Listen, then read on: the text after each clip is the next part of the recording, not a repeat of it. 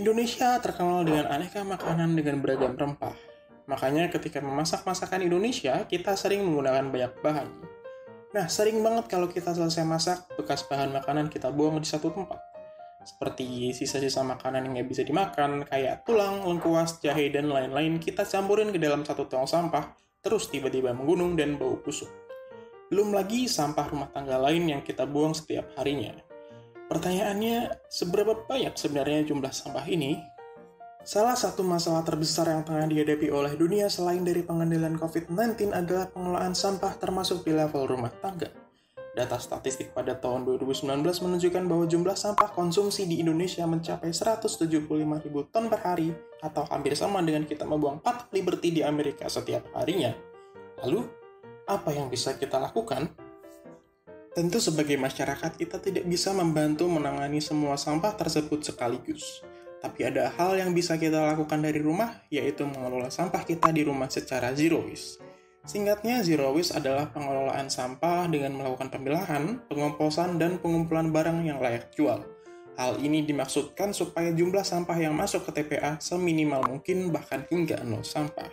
Untuk memilah sampah, kita perlu tahu pembagian kategori sampah. Pada umumnya, sampah yang dihasilkan dalam rumah tangga meliputi sampah organik, yaitu berupa sisa bekas makanan, potongan sayur atau buah, lalu sampah anorganik berupa kertas, plastik, logam, dan kain, dan terakhir yaitu sampah beracun seperti lampu, baterai, atau wadah kemasan pembersih.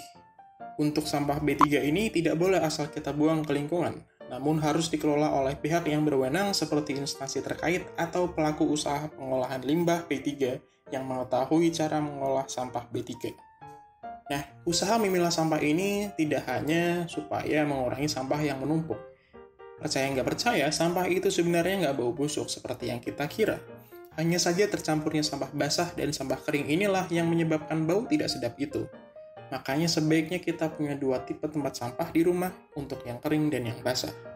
Nah, tak hanya memilah dan membuang sampah, kita juga bisa mendapatkan uang dengan menyetorkan sampah kita ke bank sampah. Apa itu bank sampah?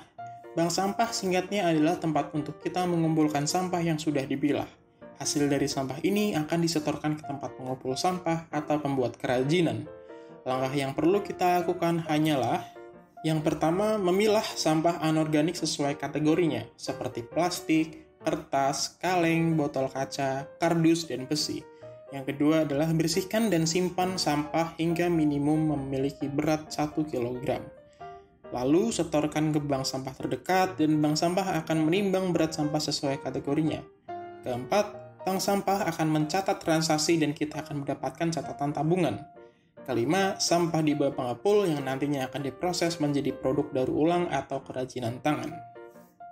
Ya, pada akhirnya dengan mengelola sampah rumah tangga masing-masing, kita bisa mengurangi timbunan sampah yang sering menjadi sumber penyakit, serta berkontribusi dalam mengurangi pencemaran lingkungan, baik pencemaran air maupun pencemaran tanah, dan tentunya bisa dapat cuan.